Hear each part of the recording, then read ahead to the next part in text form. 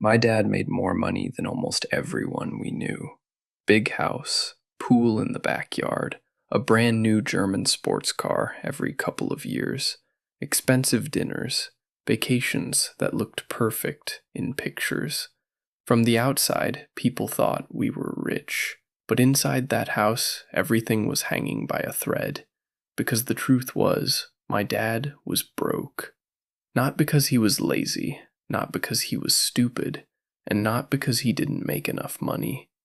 He made over $200,000 a year, but if one paycheck stopped coming in, the whole lifestyle would have started falling apart. And the craziest part is this: the man my dad used to laugh at was the one who ended up being truly wealthy. That man was my grandpa. He didn't drive anything fancy. He didn't wear expensive clothes. He didn't live in a huge house. He worked a regular factory job, drove an old Ford truck, and lived in a small brick home that most people would ignore. My dad used to call him cheap. Sometimes he would even joke and say Grandpa had a small mind. But when my grandpa retired, he had no debt, no car payments, no credit card balances, no giant mortgage, and his investments were worth millions. I didn't understand how that was possible until my 25th birthday. That day, Grandpa sat me down at his kitchen table. In front of him were two sealed brown envelopes. He pushed them toward me and said, "One of these will make you feel rich for a few years. The other one will make you free for the rest of your life. But you can only open one." That choice changed the way I looked at money forever. And if you feel like you are working harder every year, but somehow your savings never really move, then you need to hear this story. Because most people are not trapped by their income. They are trapped by an invisible leash. My dad had one money rule. He never said it out loud, but he lived by it every single day. If his income went up, his lifestyle had to go up too. Every raise became a reason to upgrade something. A promotion meant a better car. A bonus meant a bigger vacation. A good year meant new furniture, a new watch, a new toy, or another monthly payment. He called it enjoying life. He called it rewarding himself. And honestly, when I was young, I believed him. I thought success was supposed to look loud. I thought if you made good money, you were supposed to show it. That was the world my dad lived in. He wanted the neighbors to see the car. He wanted family members to see the house. He wanted people at work to know he was doing well. And to be fair, he looked successful. He looked like a man who had won. But behind closed doors, he was always stressed. I remember him sitting at the kitchen table late at night, surrounded by papers, credit card statements, car payment bills, mortgage documents, insurance payments. He would sit there with his tie loosened, one hand on his forehead, staring at the numbers like they were attacking him. Then the next morning, he would put the suit back on and walk out the door like everything was fine. That was the performance. Look rich in public, panic in private. And this is where the story gets important. My dad didn't have a money problem because he didn't earn enough. He had a money problem because every dollar already belonged to someone else before he even got paid. The bank got some. The credit card company got some. The car lender got some. The insurance company got some. The house got some. The lifestyle got the rest. By the time his paycheck arrived, it was already gone. That is the trap most people do not see. A high income can hide bad money habits for a long time, but it does not fix them.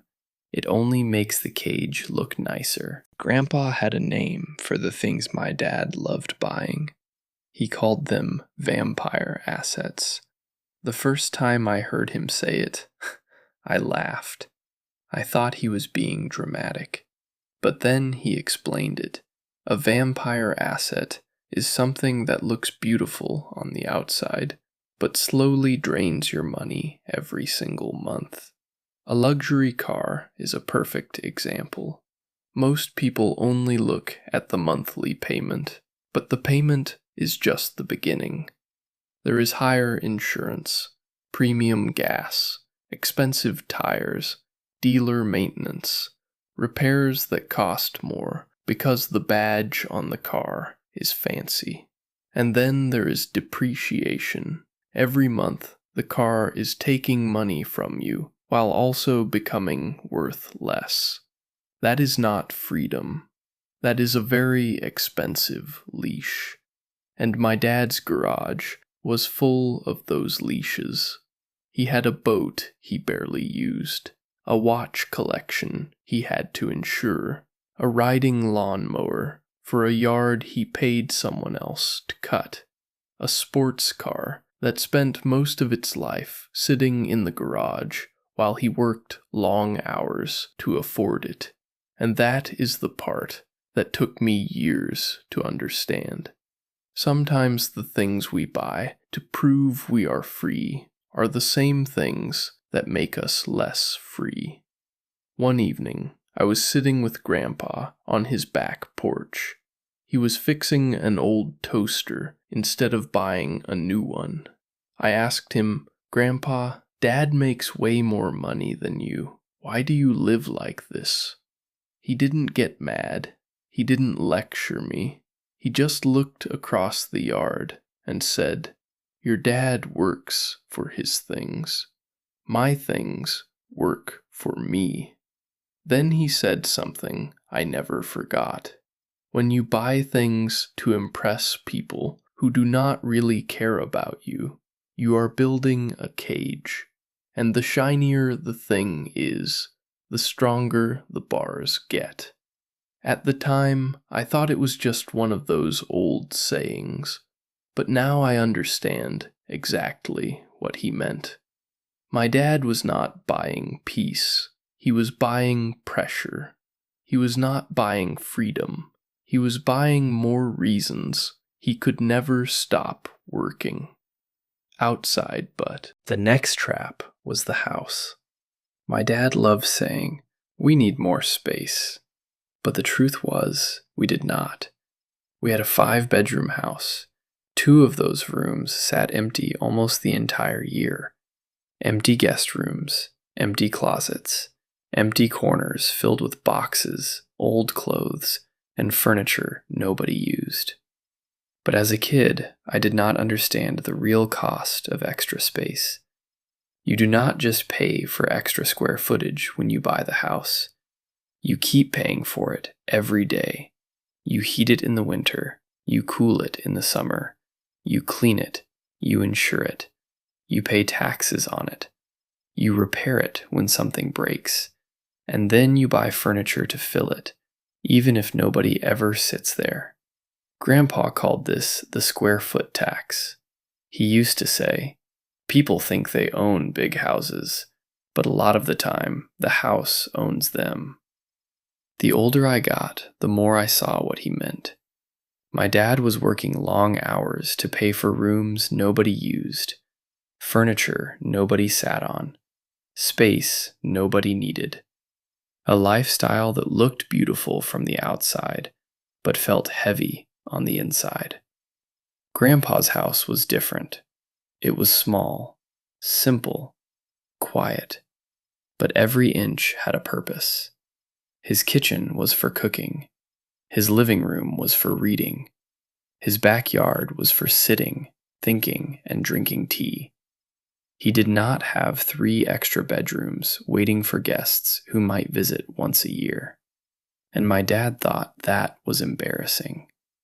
But Grandpa did not care, because his small house gave him something my dad's big house never gave him: peace. That was the first time I started to see the difference clearly. My dad had more space, but less freedom. Grandpa had less space, but more control over his life. And once you understand that, you start looking at everything differently. You stop asking, "Can I afford the payment?" And you start asking, "What is this really going to cost me?" Then Grandpa taught me the lesson that changed everything. He told me to stop looking at prices in dollars. He said, "Start looking at prices in hours of your life." That one idea hit me hard, because a $500 phone does not really cost $500. If you bring home $22 an hour after taxes, that phone costs you about 23 hours of your life, almost 3 full work days, not 3 days relaxing, 3 days waking up early, 3 days sitting in traffic, 3 days dealing with pressure, 3 days trading your time for a piece of glass and plastic. My dad never looked at money like that. When he bought an $80,000 sports car, he did not think about the full cost. He thought about the monthly payment, $1,200 a month. But Grandpa would have looked at that and asked, "How many hours of your life are you giving away every month just to keep that car?" That question changes everything. Because once you price things in time, a lot of things stop looking worth it.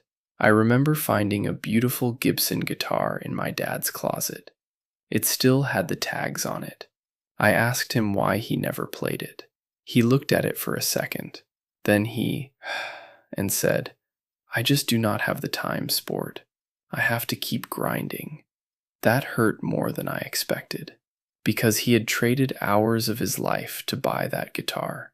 But then he had to keep working so many more hours to pay for the rest of his lifestyle that he had no time left to enjoy it. That was the loop. Work more, buy more, owe more, stress more, then work even harder to keep it all from falling apart. And this is where I finally understood what Grandpa was trying to teach me. My dad was not buying happiness. He was buying proof. Proof that he was successful. Proof that he mattered. Proof that all the stress was worth it. But that proof was expensive, and it was costing him his life one payment at a time. Then came my 25th birthday. Grandpa called me over to his house. There was no party, no big speech, no fancy dinner. Just him sitting at the kitchen table with 2 brown envelopes in front of him. He slid them toward me and said, "Pick one." I thought he was joking. He was not. Envelope A had a check for $500,000. Envelope B had paperwork for a small, boring duplex in a working-class neighborhood. The duplex was not impressive. It was not the kind of thing you post online. It did not look exciting. But after expenses, it brought in around $3,000 a month. And I had to choose. My aunts and uncles told me to take the cash. They started naming everything I could do with it. Buy a nice truck. Put money down on a big house. Take a dream vacation. Finally live a little. And I will be honest, for a few minutes I almost listened, because $500,000 feels huge when it is sitting right in front of you. But then I heard Grandpa's voice in my head. Some money makes you feel rich. Other money makes you free. That is when I understood the trap. Grandpa called it ghost spending. Ghost spending is when money disappears before it even arrives. You get a raise, a bonus, a tax refund, or an inheritance, and your brain spends it 3 different ways before it ever hits your account. That is what would have happened with the cash. A little upgrade here, a little vacation there, a few emergencies, a few I deserve this moments. And slowly, that $500,000 would have turned into memories, receipts, and regret. So I chose envelope B. I chose the duplex, not because it was exciting, because it kept paying me. Every month, the rent came in, and I did not touch it. I did not upgrade my apartment. I did not buy a new car. I did not try to look rich. I sent that money into low-cost index funds every single month. Year after year, the money kept working. The duplex kept paying. The investments kept growing. The property itself became more valuable. That is when I finally understood what Grandpa had built. He did not build wealth by chasing flashy things. He built wealth by buying quiet things that paid him back. But here is the part most people do not want to hear. The hardest part of money is not math. It is ego. My dad did not lose because he was dumb. He was smart. He worked hard. He made great money. But he needed to look successful, and that need controlled him. He needed the car. He needed the big house. He needed the vacations. He needed people to see that he was doing well. But every time he bought something to prove he was free, he added another link to the leash, another bill, another payment, another obligation, another reason he could not slow down, another reason he had to say yes to work, even when he was exhausted. That is why I call it the invisible leash. Nobody sees it. From the outside, it looks like success, but inside, you know the truth. You know when you cannot miss a paycheck. You know when the car payment is too high. You know when the house is too much. You know when the credit card balance is quietly growing. You know when your lifestyle owns you. And that is not freedom. That is just a prettier version of being trapped. Grandpa taught me that real wealth is usually invisible. It is not the car. It is not the watch. It is not the house people compliment when they drive by. Real wealth is how many days you can wake up without being forced to sell your time just to survive. It is being able to lose a job and still breathe. It is being able to fix the car without panic. It is being able to take care of your family without everything falling apart. It is being able to say no. That is wealth. Not looking rich. Being free. Today I live in a normal home. I drive a reliable, paid-off SUV. Most people would not look at my life and think I am rich, and I am completely fine with that. Because I have not had to punch a clock for a boss in 5 years, my time is mine. I can wake up without panic. I can spend real time with my family. I can work on things I actually care about. I can say no without worrying that my whole life will collapse. And all of that came from one lesson Grandpa tried to teach me with those 2 envelopes. Do not chase money that makes you look rich. Build money that makes you free. So here is the question I want to leave you with. Look at your bank statements from the last 3 months. Not with shame, not with guilt, just honestly. Where did your money go? Did it buy you more freedom? Or did it buy you another payment, another obligation, another shiny thing that needs you to keep working harder?